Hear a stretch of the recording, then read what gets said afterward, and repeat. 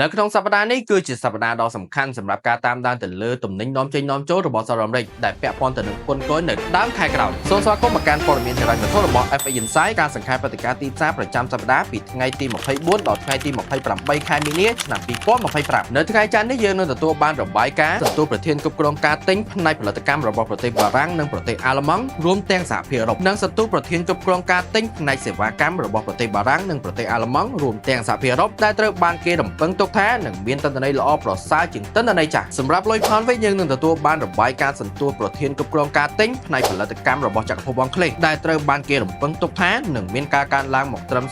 47.3 បើធៀបទៅនឹងទិន្នន័យចាស់គឺ 46.9 និងរបាយការណ៍សន្ទុះប្រធានគ្រប់គ្រងការទិញផ្នែកសេវាកម្មរបស់ចក្រភពអង់គ្លេសដែលត្រូវបានគេរំពឹងទុកថានឹងមានការកើនឡើងមក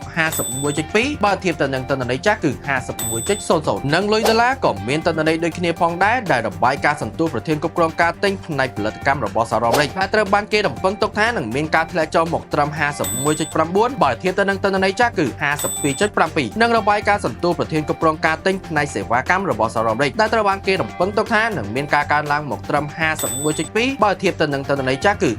51.00 សម្រាប់ថ្ងៃអង្គារវិញយើងនឹងទទួលបានរបាយការណ៍ការឡើងថ្លៃសន្និដ្ឋានពីសមាជិកប្រធានធនាគារកណ្ដាលសហរដ្ឋអាមេរិកលោក Raphael Bostic និងការឡើងថ្លៃសន្និដ្ឋានរបស់ប្រធានធនាគារកណ្ដាលចក្រភពអង់គ្លេសគឺលោក Andrew Bailey ផងដែរនិងកិច្ចប្រជុំអំពីគោលនយោបាយរូបិយវត្ថុរបស់ធនាគារកណ្ដាលប្រទេសជប៉ុនរបាយការណ៍ទំនុកចិត្តអតិថិជនផ្នែកហិរញ្ញវត្ថុរបស់សហរដ្ឋអាមេរិកដែលត្រូវបានគេរំពឹងទុកថានឹងមានការធ្លាក់ចុះមកត្រឹម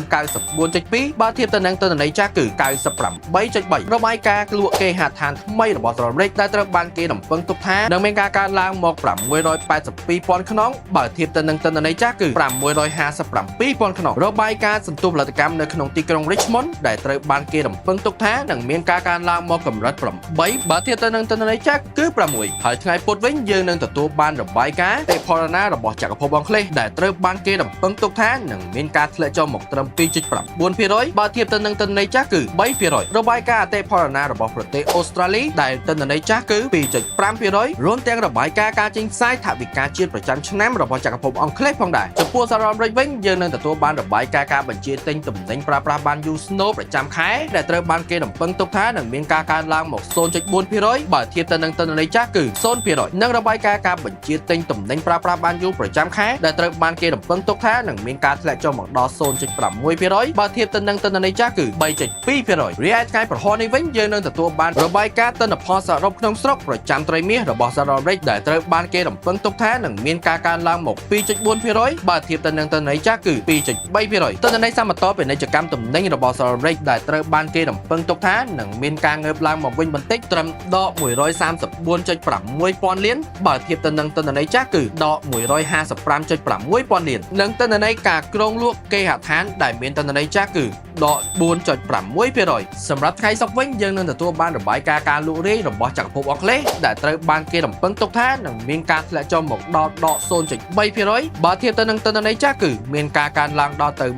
1.7% និងរបាយការណ៍ទិន្នផលសរុបក្នុងស្រុកប្រចាំខែរបស់ប្រទេសកាណាដាដែលទិន្នន័យចាស់គឺ 0.2% របាយការណ៍ចុងក្រោយសម្រាប់សប្តាហ៍នេះគឺសន្ទុះតម្លៃអ្នកចំណាយស្នូលប្រចាំខែរបស់សហរដ្ឋអាមេរិកដែលត្រូវបានគេរំពឹងទុកថានឹងមានទិន្នន័យ